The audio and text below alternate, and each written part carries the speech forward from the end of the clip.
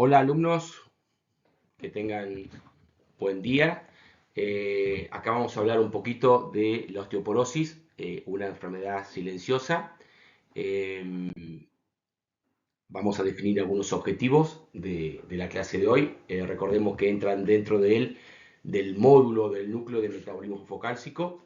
Ya habrán visto la clase que habla un poco de fisiología del calcio y ahora bueno, vamos a hablar un poquito de osteoporosis. Los objetivos que tenemos es definir qué es la osteoporosis, conocer los factores de riesgo, sus manifestaciones clínicas y potenciales complicaciones, señalar la importancia de la histometría en el diagnóstico y seguimiento y establecer algunas nociones básicas del tratamiento de esta enfermedad. ¿Qué es la osteoporosis? Le puse dos definiciones porque quiero que quede bien claro y por ahí entre las dos hacemos una que es más representativa. La osteoporosis es una enfermedad metabólica ósea, crónica y progresiva, caracterizada por una resistencia ósea disminuida que predispone a un riesgo aumentado de fractura. O sea, la importancia que tenemos de saber osteoporosis es para evitar el mal mayor que es tener fracturas, ¿sí? Entendemos la resistencia ósea como el reflejo de la integración de la densidad y de la calidad. ¿Por qué esto es importante? Porque osteoporosis es alteración de la masa y de la calidad del hueso, o sea, de la cantidad que la masa ósea, que es lo que medimos con la densitometría, y la calidad del hueso, que es la microarquitectura, que en realidad la densitometría no lo podemos diagnosticar con eso, no lo podemos ver, habría que hacer una biopsia, imagínense que a nadie le haríamos una biopsia para hacer el diagnóstico de osteoporosis, entonces queda siempre sin saber cuánto es la calidad del hueso, ¿sí? La histometría igual representa el 70% del diagnóstico de la osteoporosis, pero tener en cuenta esto, que no es que la histometría nos dice todo lo que es de la osteoporosis. La histometría es la parte de la masa ósea de la osteoporosis. Después están las alteraciones de la microarquitectura, que representa un 30% de la resistencia total ósea, y que bueno, eso no tenemos por ahora métodos para poder diagnosticarla. Otra definición es que según el consenso de 1993 es una enfermedad sistémica, esquelética, caracterizada por una disminución de la masa ósea y deterioro de la microarquitectura, lo que les decía hoy, ósea, con un consiguiente aumento de la fragilidad ósea e incremento del riesgo de fractura. La importancia de esto es el incremento del riesgo de la fractura. Para eso vamos a estudiar osteoporosis. Algo que vale aclarar es que si bien vamos a hablar sobre todo de osteoporosis, lo que estamos tratando de aprender es para evitar el riesgo de fractura. Uno estudia osteoporosis para evitar el riesgo de fractura, ¿sí? Uno diagnostica la osteoporosis para evitar el riesgo de fractura. La clase no va a ser de osteoporosis, pero vamos a ir nombrando algunas cositas que son importantes del riesgo de fractura. No va a ser la clase de riesgo de fractura porque seguramente la vayan a ver en tercera edad un poco más con profundidad. Pero por lo menos quiero que aprendan dentro de este módulo de metabolismo focálcico la parte ósea, la parte de la osteoporosis, ¿no? Acá está la pérdida de masa ósea, que es el deterioro de lo que decía de la microarquitectura ósea con presencia de fractura. Fíjense cómo es un hueso normal, el que está a la izquierda de la pantalla, y cómo está el hueso apolillado en la osteoporosis. Perdí los lentes, acá los tengo. Tener en cuenta que generalmente cuando empezamos a hablar de osteoporosis vamos a ver dos tipos de hueso, el trabecular y el compacto. Acuérdense que el trabecular tiene sus fibras en forma de trabéculas, como bien lo dice, y el compacto está en forma circular, ¿sí? Es un hueso más duro, es más de fuerza, más de recubrir, y en el que está el esponjoso, ¿sí? Que es el trabecular, que es el de las trabéculas que están más puestas en forma reticulada, es donde se encuentra también la médula ósea, ¿sí? ¿Por qué esto es importante? Porque en el hueso trabecular, que es típicamente el de la vértebra, es donde vamos a ver más afectada la fractura postmenopáusica, ¿sí? Que son las fracturas de la columna, ¿sí? Y en la senil, que es en la mayor de 65 años, que es la fractura de cadera, se va a ver también afectado, no es que no va a estar afectada el trabecular, pero también va a estar afectado el compacto, que es el de cadera, que es el más peligroso de todo.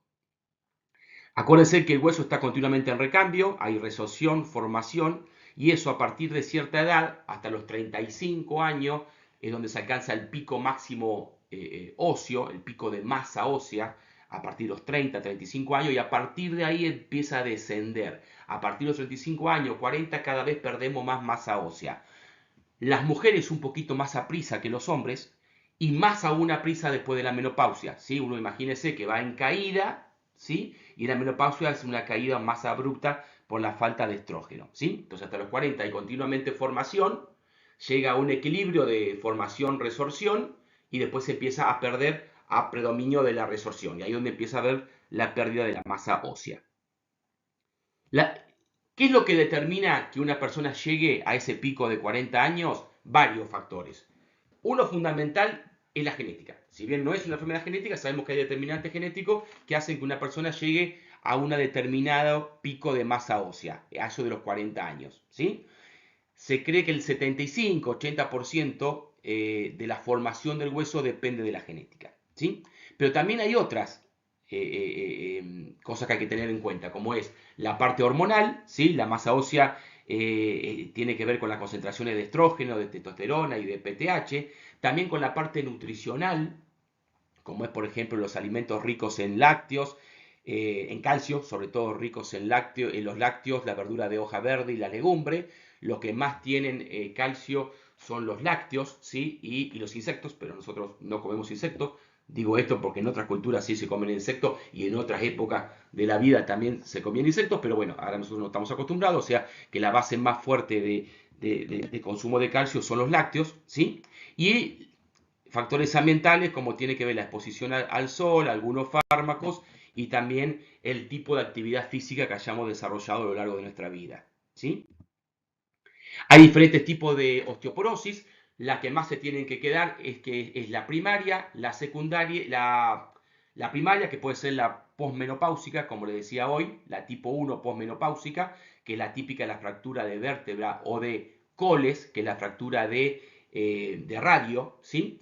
O la senil, que es la tipo 2, que es la fractura de cadera y de hombro. Y después están las osteoporosis secundarias. ¿Secundaria a qué? A enfermedades endocrinas, como ven ahí, hiperparatiroidismo primario y secundario, el síndrome de Cushing y diabetes. ¿Se acuerdan cuando vimos esta patología que decimos que tenían aumentos del riesgo de osteoporosis? El hipertiroidismo, o cuando uno usa hormonas tiroideas a dosis más que lo necesario, eso aumenta. Por eso los pacientes que tienen tiroides tiene que estar muy bien balanceado la TSH en relación a la T4, porque si nos pasamos de cantidad de dosis provocamos mayor riesgo de osteoporosis. Las enfermedades de mala absorción y malnutrición, típicamente la celiaquía, pero cualquiera de ellas, muchos medicamentos, principalmente el corticoides, enfermedades del tejido conectivo, la artritis reumatoidea, ya la hemos visto en algún otro momento, y muchas neoplasias como las gamapatías oligoclonales, las neoplasia maligna de cualquier otra etiología, el alcoholismo crónico, ¿sí? Estos son todos tipos clínicos de osteoporosis secundaria. Cuando hablamos un poquito de la clínica, como es una enfermedad silente, ¿sí? Es una enfermedad que no nos va a dar síntomas, solamente nos va a dar síntomas cuando haya una complicación de la osteoporosis, que es la fractura, ¿sí? Muchas personas piensan que le duele ciertas partes del cuerpo y el médico le dijo, tenés un poco de osteoporosis. Bueno, la osteoporosis no duele, la osteoporosis duele solamente cuando hay fractura, si no es una enfermedad silente. Por lo tanto, es muy importante el interrogatorio para llegar al diagnóstico, ¿sí? No es como otras enfermedades que el paciente viene con cansancio, con tos, con falta de aire, con dolor en la panza, no, esto no trae ningún síntoma, tenemos que ir nosotros a buscarla. Entonces, ¿cómo la vamos a buscar? Tenemos que intentar identificar grupos de riesgo que tengan mayor posibilidad de tener osteoporosis. ¿Cuáles son esos? La menopausia precoz, ¿sí? ¿Por qué? Porque la persona, este pico de masa ósea, que después de los 40 caía y después de la menopausia caía más, si no tenemos estrógeno, la caída va a ser mucho antes de la menopausia. La menopausia precoz a partir de los 40 años, entonces en vez de tener la mayor pérdida a partir de los 50, la tenés a partir de los 40. La raza blanca tiene mayor riesgo de osteoporosis. La baja envergadura, las personas que pesan poco y miden poco, que son chiquititas, tienen mayor riesgo. Por una cuestión lógica, el estímulo del hueso es necesario, ¿sí? Para que se cree el hueso. Entonces, las personas que tienen mayor envergadura, las personas con obesidad, la única enfermedad que no tienen es la osteoporosis. Los pacientes con obesidad sufren de todas las enfermedades, mayor riesgo de muchísimas enfermedades, pero de las que menos tienen, de las que no tienen, son de la osteoporosis en general, por una cuestión del peso, ¿no? La baja exposición solar, tener en cuenta que nosotros estamos muy al sur, Argentina está muy al sur, por lo tanto la exposición solar es muy baja, y aparte que generalmente ya todos usamos protectores para cuidarnos la piel, inclusive la mayoría de los cosméticos para mujeres ya tienen protectores solares, entonces bueno, tenemos hay mucha deficiencia de vitamina D en la población, y por supuesto las personas que tienen algunas enfermedades crónicas o ingesta de medicamentos como glucocorticoide y anticonvulsivo. ¿Qué debemos indagar? Entre los antecedentes personales, la edad, el sexo, la etnia, la historia ginecobstétrica, porque si la persona tuvo una menarca muy tardía, significa que tuvo menos exposición a estrógeno. Si tiene una menopausia precoz, tiene menos exposición a estrógeno. Si tuvo muchos embarazos, tuvo muchos ciclos que tuvo poca exposición a estrógeno. Entonces, todo eso son factores de riesgo, la multiparidad es factor de riesgo para osteoporosis. Los antecedentes patológicos, si hubo cirugía, si hubo traumatismo, los hábitos, qué enfermedades tienen, ¿sí? Si la ingesta de corticoide y, bueno, como decíamos los hábitos, la exposición a la luz solar, los medicamentos, la actividad física que hizo, la alimentación, todo esto son datos que hay que recabar en una buena historia clínica.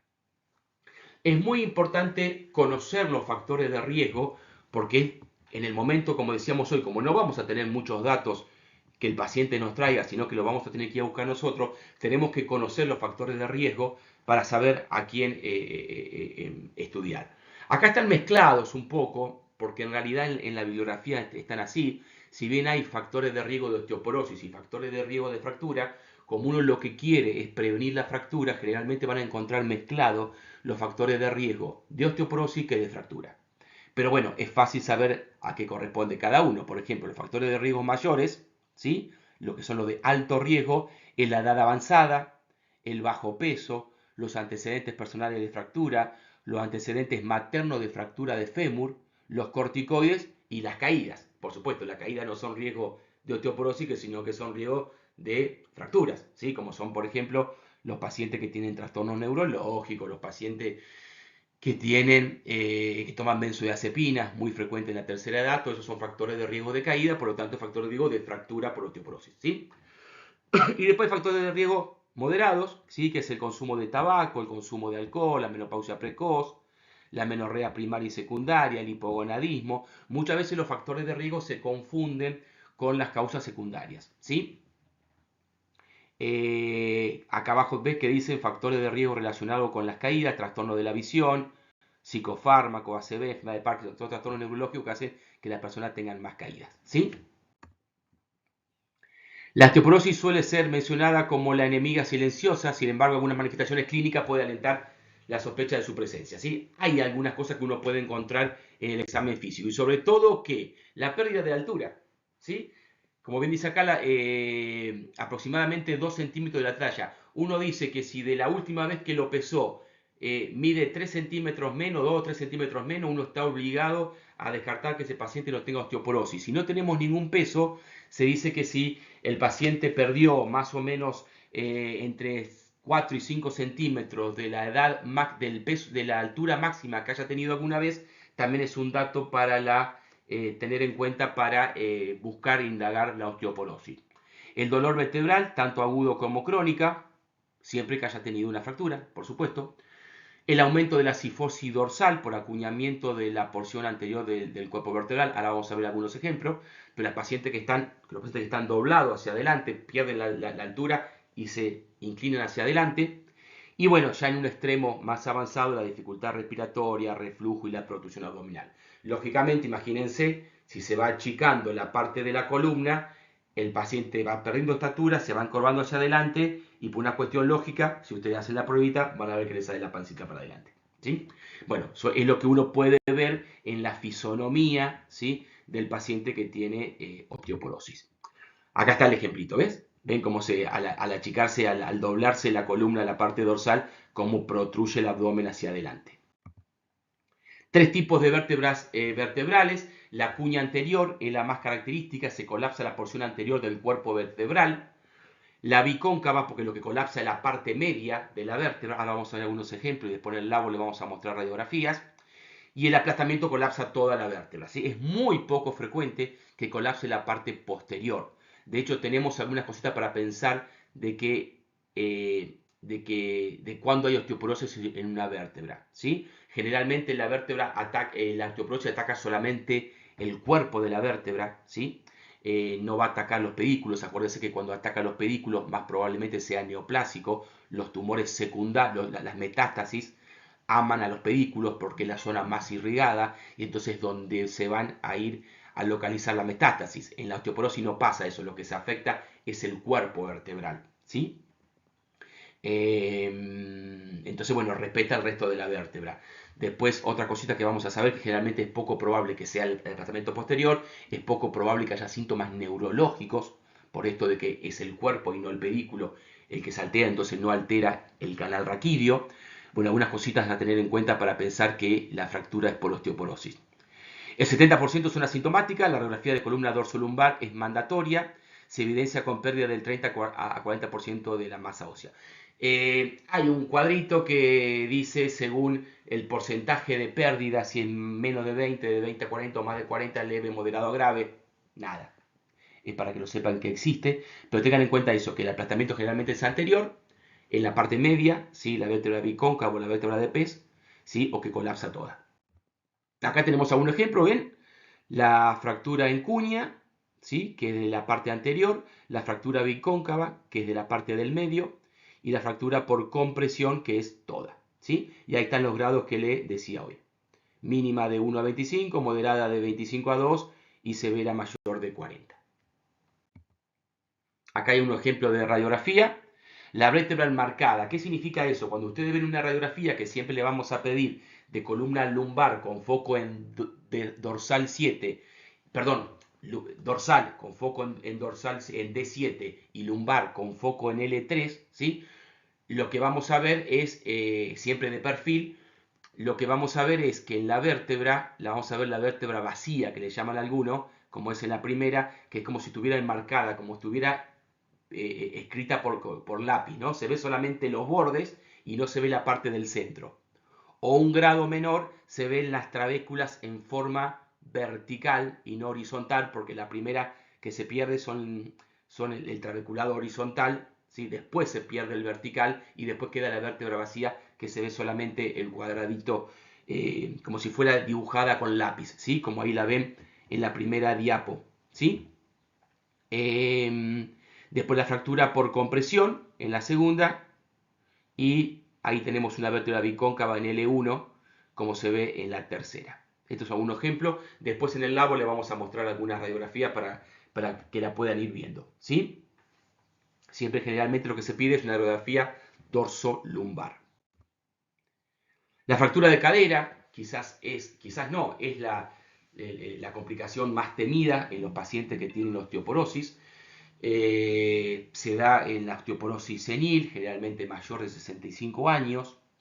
Es la consecuencia más devastadora, como dice ahí. La incidencia aumenta con la edad, es mayor en mujeres. Las caídas, así como la genética, son determinantes mayores de su aparición. O sea, se sabe que hay riesgo por la edad, pero también hay riesgo, o sea, de la edad, no solamente porque haya osteoporosis, sino que por la edad aumenta la sarcopenia, la falta de fuerza muscular, también disminuye el equilibrio, disminuye la vista, se toman más fármacos, hay más enfermedades neurológicas, entonces bueno, es un gran problema de salud la fractura de cadera, que en muchos pacientes, en un grado no menor de pacientes, cuando son muy viejitos, las enfermeras le llaman el comienzo del fin, porque muchas veces es un determinante de la caída de su estándar de vida y con una muerte prematura, ¿sí? Prematura teniendo en cuenta la edad del paciente, que si no se hubiera fracturado hubiera vivido más años, ¿sí? Tiene una alta morbilidad y muchos costos sanitarios.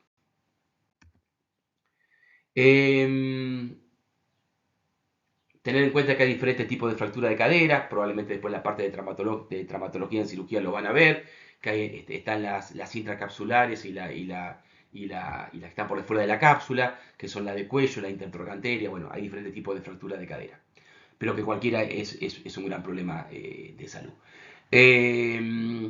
Como decíamos hoy, la densitometría es lo que tenemos para hacer el diagnóstico, pero recordemos que la densitometría es una parte del diagnóstico. No se tomen esto como que la densitometría es la Biblia, ¿sí? La densitometría es una parte del diagnóstico. Acuérdense que todavía solo veía la masa ósea y no se veía la microarquitectura, ¿sí? Y por supuesto la densidad ósea tampoco mide la fragilidad que pueda tener el paciente porque tenga trastorno en el equilibrio o porque tenga sarcopenia, ¿sí? Es una parte solamente para la evaluación global. Sirve para osteoporosis, ¿sí? Y sirve, como le decía, en un 70%. Teniendo en cuenta esto, es lo mejor que tenemos para hacer diagnóstico de osteoporosis. ¿Cuándo pedir una densitometría?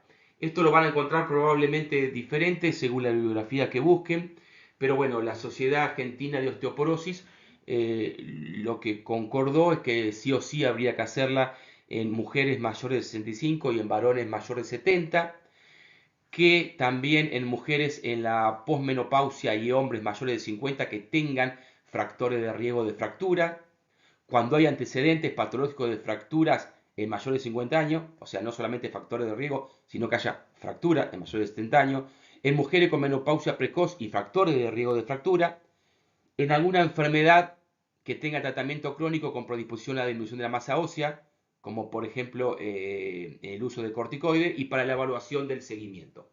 Esas son las indicaciones actuales de la densitometría. ¿Qué es lo que vamos a ver en la densitometría? Se observa una relación inversa entre la densitometría y el riesgo de fractura. O sea, cuando más bajo es vamos a usar una parte de la densitometría que es el T-score, se llama. También lo vamos a ver en el laboratorio, quédense tranquilos, pero lo que tenemos en cuenta de la densitometría es una partecita que se llama T-score, ¿sí? Es un logaritmo de la cantidad de los gramos que tiene el hueso, la densidad que tiene el hueso. Y eso cuando menos tiene, cuando más negativo sea, más riesgo de fractura tienen. De hecho, lo normal es que tenga de menos 1 para arriba, menos 1, 0, 1, 2, 3, eso sería lo bueno, ¿sí? Osteopenia es cuando es entre menos 1 y menos 2,5 y osteoporosis cuando es menos de 2,5. Osteoporosis grave es cuando se asocia esto de osteoporosis, menos 2,5, más una fractura, ¿sí? Eso se llama osteoporosis grave. Ojo, cuando el paciente ya tuvo una fractura en un sitio de debilidad, una fractura que le llamamos nosotros una fractura que no sea por un gran traumatismo, una fractura que sea a trauma menores, por ejemplo la típica de si encontramos esas radiografías que vimos hoy en las diapos anteriores, eso ya hace diagnóstico de osteoporosis, no necesitamos una densitometría. Si tenemos una fractura por osteoporosis, ya eso hace diagnóstico de osteoporosis, independientemente de cómo nos da la densitometría, ¿sí? Por eso tener en cuenta, la densitometría es una herramienta más, ¿sí? No es que es solamente eso, ¿sí? Y lo que mide, recordemos, masa ósea, no mide microarquitectura. Por eso que si hay una fractura por osteoporosis, independientemente de cómo nos dé la densitometría, igual vamos a tener osteoporosis, ¿sí? Esto se hace en dos zonas, se hace entre L4 y L5 y se hace, o sea, en la columna lumbar se pide y en la cadera, ¿sí? Se trata de pedir siempre la misma cadera y se trata de que sea siempre con el mismo aparato. Hay 4 o 5 marcas de aparato, pero se trata de que sea siempre con el mismo aparato, ¿sí? Porque puede haber diferencia entre uno y otro. Bueno, si después me acuerdo algo más, se lo voy comentando. Eso es para la densitometría. Entonces, para el diagnóstico que tenemos, fundamentalmente la clínica, como el paciente no va a traer síntomas salvo el dolor de la fractura, nosotros tenemos que ir a buscarla a través de la búsqueda de los factores de riesgo, ¿sí? Y de búsqueda de las causas secundarias de osteoporosis. Vamos a tener algunos datos clínicos, como es el achicamiento, ¿sí? Del paciente, la disminución en la altura. Vamos a tener a veces la radiografía pedida por otra cosa y que vamos a ver algunos signos indirectos, o cuando la pedimos y podemos encontrar estos signos de fracturas osteoporóticas. Vamos a tener la densitometría en las personas que tienen indicación y vamos a tener algo de algunos laboratorios, que tenemos los laboratorios inespecíficos, el hemograma, la eritro, la creatinina, el proteinograma electroforético para ver la cantidad de proteínas. Y sí, sí y siempre tenemos que pedir un metabolismo fosfocálcico, que algo ya aprendimos en la clase anterior, pero bueno, siempre cuando hacemos diagnóstico de osteoporosis, tenemos que pedir un metabolismo fosfocálcico, en el cual entra calcio, fósforo en sangre, calcio y fósforo en orina, la paratormona y la vitamina D. Podemos agregarle algún laboratorio de resorción ósea, como es el Beta Cross Labs, que eso es lo que nos marca el grado de resorción ósea o el grado de formación ósea, como es la fosfatasa alcalina. ¿Sí?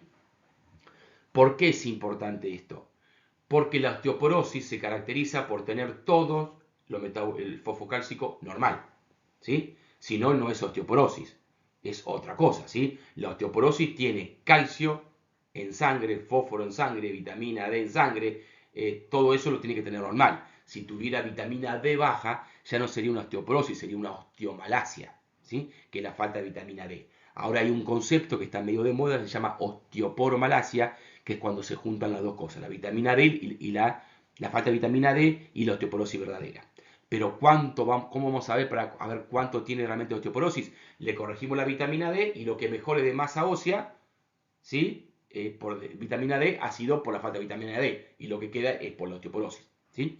Entonces, si hay hipocalcemia, lo que podemos estar ante un paciente con falta de vitamina D o con un hipoparatiroidismo, por ejemplo, ¿sí? Entonces no es una osteoporosis. La osteoporosis se caracteriza por tener la baja densidad ósea, pero para que sea primaria tiene que tener todo el resto del laboratorio normal, ¿sí? Si no es secundaria esa osteoporosis, alguna de las patologías. Entonces, cuando uno corrige, por ahí se puede mejorar un poco la masa ósea, ¿sí? Y después, según la sospecha clínica, ¿no? Si tenemos sospecha de tiroides, le pediremos una TSH, tenemos sospecha de que haya una enfermedad de Cushing, le pediremos el cortisol urinario, bueno, y así sucesivamente. Hay otra herramienta que nos puede ayudar, que es una herramienta clínica, que es la herramienta FRAX, que ahí lo van a ver en el laboratorio, que ahí yo se los puse en el laboratorio, jueguen un poquito con eso, entren a ese calculador de riesgo y ahí van a ver que hay varios ítems que hay que llenar y fíjense que se puede hacer con densitometría o sin densitometría, ¿sí? ¿Qué es lo que mide el FRAX? Es la posibilidad de fractura a 10 años, ¿sí? Es un índice clínico. ¿Para qué sirve? ¿A quién? En algunos lugares, por ejemplo en España, lo usan según el índice FRAC, a quién le pedimos densitometría o no. Nosotros lo usamos como complementario en Argentina de la densitometría ósea. Sirve para valorar el comienzo de tratamiento y habría que hacerlo siempre a personas mayores de 65 años. Y como decía, que evalúa la probabilidad absoluta de fractura a 10 años, que mide fracturas mayores, que pueden ser vertebrales, antebrazo, cadera y húmero, y también sirve para fractura de cadera aislada. Repetimos, mide riesgo de fractura a 10 años. ¿Cuándo es positivo el índice FRAX o cuándo es de alto riesgo? Cuando nos da para fractura de cadera mayor de 3% en 10 años o para fractura mayor del 20% a 10 años. Cualquiera de estas es alto riesgo y deberíamos empezar un tratamiento, que después vamos a ver qué es el tratamiento, ¿no? Bueno, este es el cuestionario en el cual entra la edad, la fecha, el sexo, el peso, la estatura, si hay fracturas previas, si hay antecedentes familiares de fractura de cadera, si fuma, si actualmente está fumando, si usa glucocorticoides, si tiene artritis reumatoidea, si toma alcohol. Todo eso nos va a dar un índice que según cómo nos dé, es un cálculo de riesgo, nos va a ayudar a tomar una decisión en el momento de tratar o no al paciente. Entonces, ¿quiénes son los candidatos a tratamiento? Los pacientes con alto riesgo de fractura. O sea, ¿quiénes son los candidatos a tratamiento? Los pacientes que tienen alto riesgo de fractura. ¿Cómo lo vamos a ver eso? Paciente con antecedentes de fractura por fragilidad, ¿sí? O sea, ya tuvo alguna fractura previa por fragilidad en la columna o en cualquier parte del cuerpo, la de la muñeca, acuérdense, la de cadera. Paciente con densitometría ósea menor de 2,5, de menos 2,5, falta el menos ahí, que sea menor de menos 2,5. Paciente identificados por la herramienta FRAC, esto que les decía, mayor de 3 para cadera o mayor de 20 para cualquier fractura, y pacientes bajo tratamiento con glucocorticoides, ¿sí? Bueno, otras enfermedades crónicas que alteren la calidad ósea. Esos son los pacientes que son candidatos a hacerle tratamiento, ¿sí? Bueno, ahora sí, hablemos un poquito del tratamiento. Hay un tratamiento no farmacológico, que es la parte de nutrición, actividad física y los hábitos. Y la nutrición es una dieta balanceada, incluyendo alimentos ricos en calcio y suplemento adecuado de calcio y vitamina D. Perdón, no solamente calcio, también proteínas, ¿sí? Acuérdense que la matriz ósea tiene no solamente la mineralización, sino que lo que es importante es la parte del colágeno y de la matriz ósea. O sea, el músculo es muy, las proteínas son muy importantes para la formación del hueso. Entonces tiene que ser una alimentación que no sea pobre en proteína, que sea rica en proteína, no solamente para el hueso, sino, como ya hemos hablado en otras oportunidades, las personas después, que lo hablamos en la obesidad también, después de los 35, 40 años se empieza a perder masa muscular, y si no hace actividad física y si no hace musculación se pierde más masa muscular. Por lo tanto, si nos encontramos a una cierta edad avanzada con un hueso frágil y con poca masa muscular, el riesgo de fractura es mucho mayor. Entonces, en nutrición hay que tener en cuenta el calcio, hay que tener en cuenta la vitamina D, pero también hay que tener en cuenta una buena calidad de proteínas, ¿sí? La actividad física, como siempre decimos, cualquier actividad física es buena, ¿sí? La que más le gusta al paciente, pero lo que más sirve para la osteoporosis es los ejercicios de fuerza muscular, que mejore la masa muscular, y también los ejercicios que tengan algo de impacto, ¿sí? Porque ahí es donde le va dando estímulo positivo al hueso para que se fortifique, ¿sí? Y también sirven mucho los ejercicios de equilibrio, ¿sí? Porque eso lo que previene es el riesgo de caídas. La natación siempre es una discusión. Bueno, los peces no tienen hueso, tienen cartílago, por lo tanto no es bueno para la formación ósea, ¿sí? Porque no hay impacto, el agua no genera impacto, ¿sí? Pero sí por ahí es buena para mejorar la masa muscular. No sirve sola, ¿sí? Sino debería ser alguna actividad física que tenga algo de impacto, ¿sí? O de fuerza muscular de gimnasio. La actividad física es un pilar muy, muy, muy importante para la osteoporosis y para evitar el riesgo de fractura, para las dos cosas. Y suprimir el hábito de tabaco y alcohol, fíjense que dentro del FRAX está puesto como un determinante importante y también es un factor de riesgo mayor para osteoporosis. El tratamiento farmacológico, hay muchísimos tratamientos farmacológicos, como ven ahí, los estrógenos, la terapia de reemplazo hormonal, la calcitonina, bifosfonato, ibandronato, alendronato, risendronato, todo esto son bifosfonatos, ibandronato, alendronato y risendronato, los moduladores selectivos de receptores de estrógenos. Después están estos nuevos que son bastante caritos, los estimuladores de la formación ósea de PTH, que es el teriparatide, y anticuerpos monoclonales que son el denosumab. Siempre lo que se divide en estos son los que disminuyen la resorción ósea, que son los bifosfonatos y el anticuerpo monoclonal, el denosumab, y los que fomentan la formación de hueso, que son los estimuladores de la formación ósea, que es de la PTH, como es el teriparatide. Algunas consideraciones, por ahí tener en cuenta los estrógenos y la terapia de reemplazo hormonal, cada vez se usa menos, ya casi ni se usa para el tratamiento de osteoporosis, salvo cuando hay una menopausia precoz, ¿sí? Eso por ahí es lo que tenemos que saber de los estrógenos. Los bifosfonatos son los tratamientos de primera línea, sin duda en el tratamiento de la osteoporosis, son potentes antirresortivos. Hay que tener algo en cuenta, que estos medicamentos ya vienen en formulaciones que se pueden usar por día, por semana o una vez por mes. Se usan mucho lo que son una vez por mes y tienen la misma evidencia que la forma semanal o diaria. Lo que tiene esto, la ventaja esta, que se usa una vez por mes. El tratamiento generalmente es no menos de 5 años y idealmente no más de 5. En ciertos casos nos podemos extender hasta 7, pero si nos extendemos mucho más hace un efecto paradojal, ¿sí? Aumenta más el riesgo de fractura, ¿sí? Entonces se puede usar entre 5 hasta 5 años más o menos y después se pasaría a otro de los fármacos. Está demostrado que disminuye el riesgo de fractura, aumenta la densitometría ósea, tiene una forma particular de tomarlo, se toma en ayuna, con un vaso grande de agua, parado, o sea, de pie, y por 40 minutos no hay que ni acostarse ni desayunar. Esto es porque su principal efecto adverso es gastritis y esofagitis y reflujo gastroesofágico y puede provocar úlceras en el esófago, ¿sí?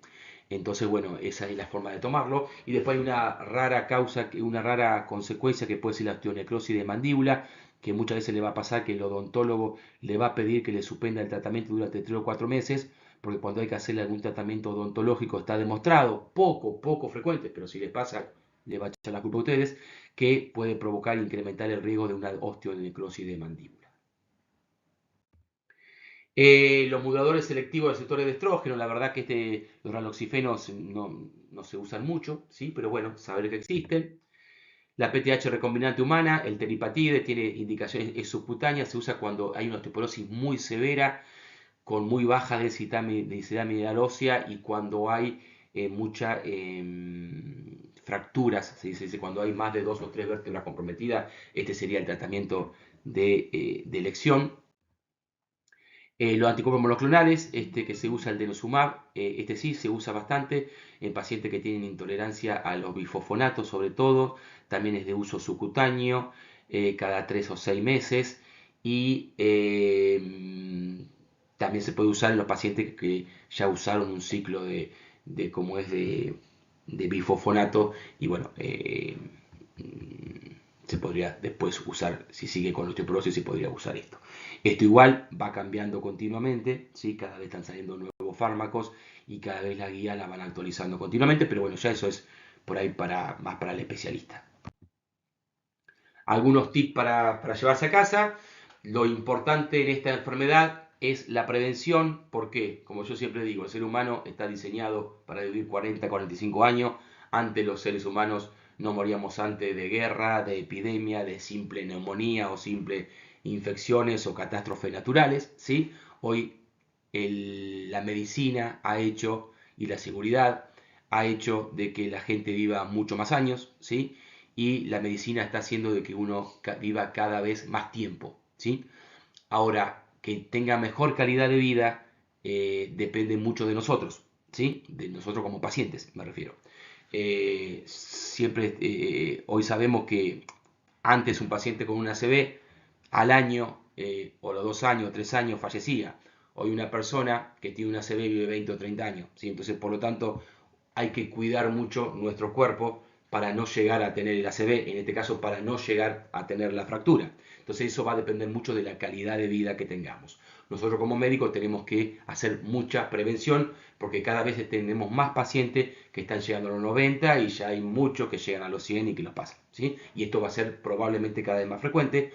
Entonces están apareciendo estas enfermedades que antes no aparecían mucho tiempo atrás. Nadie se preocuparía hace 500, 600 años por el Alzheimer, por la artrosis, por la osteoporosis, por la enfermedad cardiovascular. Hoy en día tenemos que preocuparnos porque son estas enfermedades crónicas que un gran porcentaje de la población lo van a tener, ¿sí? Entonces es un foco en la prevención primaria y secundaria. Recuerden no solamente de llegar a una buena masa ósea a los 30, 35 años, con una buena cantidad con una muy buena alimentación y con una buena actividad física, sino que esa actividad física se prolongue en el tiempo, poder mantener una buena masa muscular, ¿sí? Acuérdense que es muy difícil ganar masa cuando uno es cada vez más viejito, ¿sí? Entonces hay que mantener una buena masa muscular, siempre tenemos que hacer musculación desde edades tempranas de la vida, no solamente para disminuir el riesgo de enfermedades crónicas, de la obesidad, de la diabetes, sino también acá para una más, esta que estamos viendo hoy, la osteoporosis, ¿sí? Porque no solamente depende de la fragilidad del hueso, sino también de la cantidad de músculo que tengamos.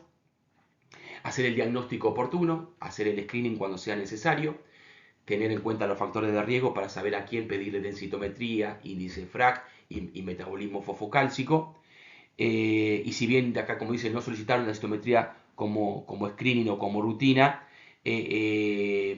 a cualquiera, ¿sí? Muchos la están pidiendo en la pomenopausia en pacientes sin factores de riesgo, si es necesaria en las indicaciones que les fuimos dando. Bueno, espero le haya servido y el resto de las dudas nos las sacaremos en el laboratorio o a través del foro. Bueno, chau chau.